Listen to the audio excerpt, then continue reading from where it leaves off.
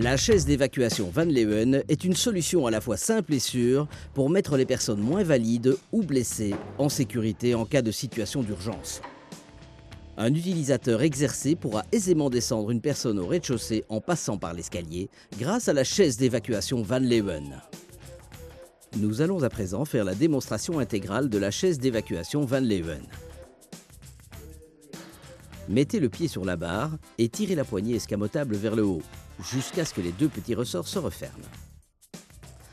Faites glisser l'appui-tête vers le bas, débouclez la ceinture de sécurité et rabattez le siège vers le bas. Tenez la chaise d'évacuation bien droite et venez vous placer avec la chaise derrière la personne à évacuer.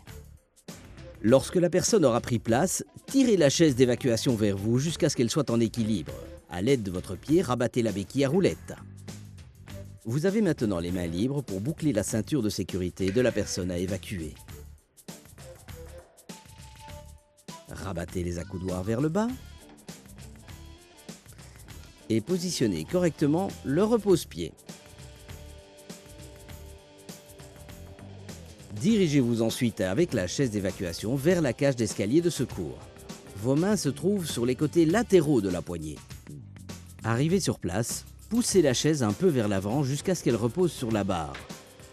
Avec le pied, faites rentrer la béquille à roulette. Tirez de nouveau la chaise un peu vers vous et roulez sur deux roues en direction de l'escalier. Dès que la chaise a atteint les deux premières marches de l'escalier, déplacez vos mains des côtés latéraux vers le dessus de la poignée.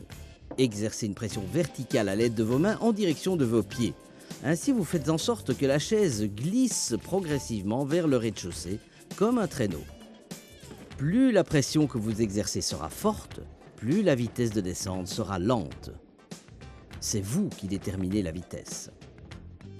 Dès que les roues de la chaise touchent le palier ou l'étage suivant, déplacez de nouveau vos mains du dessus vers les côtés latéraux de la poignée. Redressez ensuite de nouveau la chaise d'évacuation afin de pouvoir la faire rouler avec un effort physique minimal vers la volée de marche suivante. Pour les distances plus longues à parcourir sur terrain plat, il est conseillé de rabattre de nouveau la béquille à roulette. Selon l'état de la personne évacuée, il faudra prévoir un ou deux assistants pour la sortir de la chaise d'évacuation.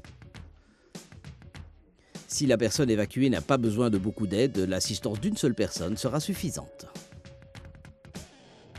Si la personne évacuée ne peut pas se lever toute seule, il faudra prévoir deux assistants qui se placeront de part et d'autre de la chaise d'évacuation.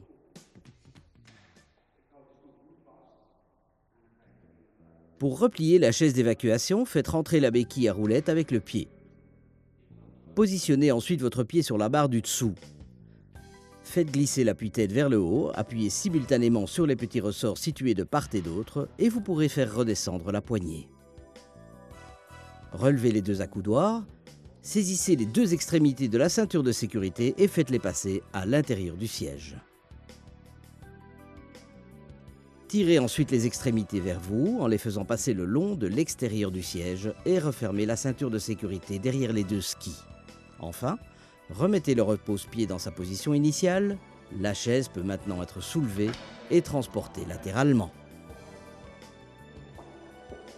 Après utilisation, la chaise d'évacuation pourra être suspendue au mur. Il ne restera plus qu'à la recouvrir avec sa housse de protection thermorésistante.